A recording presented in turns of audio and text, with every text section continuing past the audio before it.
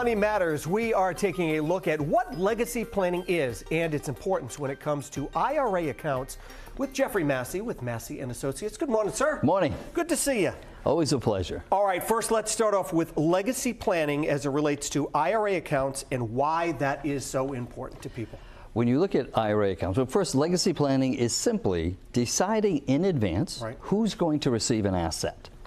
Put a beneficiary name on an IRA, on a bank account, any type of a titled asset. That's the basics of estate planning. So real simple. It doesn't have to be highly complicated. So just deciding in advance. It's important more so for IRAs because of the tax consequences that come along with traditional IRAs. Got it. And that can be, and it doesn't have to be just a family member. That can be anybody that you want, correct? Anybody, including a charity. Okay. So we have a fair number of clients that have no children. Right. So they are structuring things to go to various charities that are important to them. Right. Which is really cool because charities don't pay taxes. Ah. So it's nice if you have different types of money. You have taxable or non-taxable.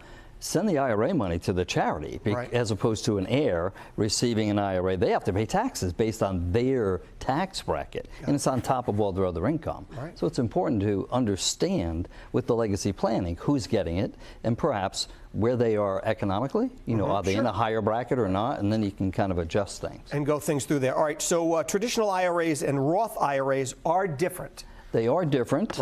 They both grow tax deferred. The traditional IRA is a pre-tax contribution, grows tax deferred, all the money coming out, including all the growth that could be for decades, all taxable. Roth IRAs, after tax money going in, and then when it comes out, if you play by the rules, it comes out tax-free. Two simple rules, 59.5 or higher, and the Roth has to be in place for 5 tax years for the growth to come out tax-free. Interesting twist with that. Strange rule in the IRS. The 5-year rule survives you.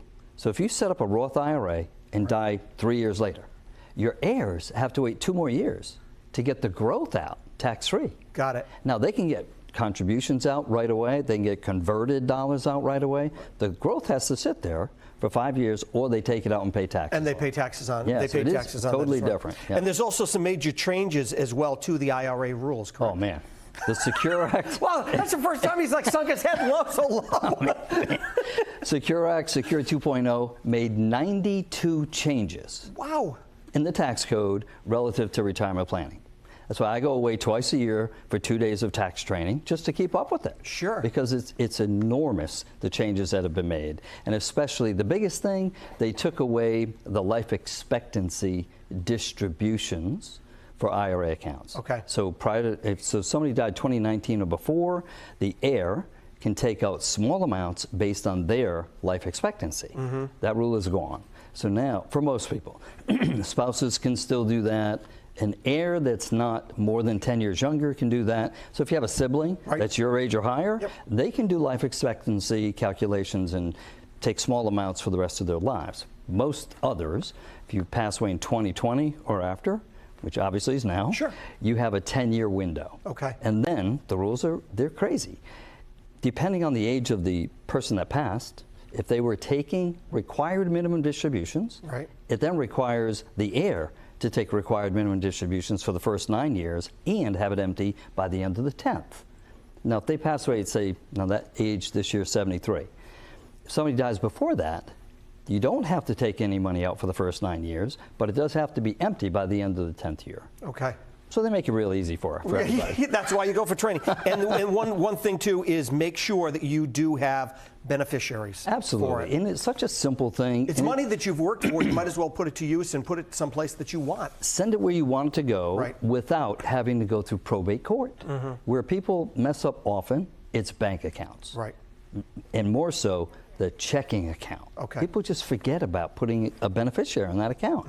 So please, check your beneficiary designations. It's important to get all that done. Make sure you do it. Okay, Jeff, thanks so much for being here with us. Now, you can learn more about legacy planning with Massey and Associates. All you have to do is go to rhodeshow.com.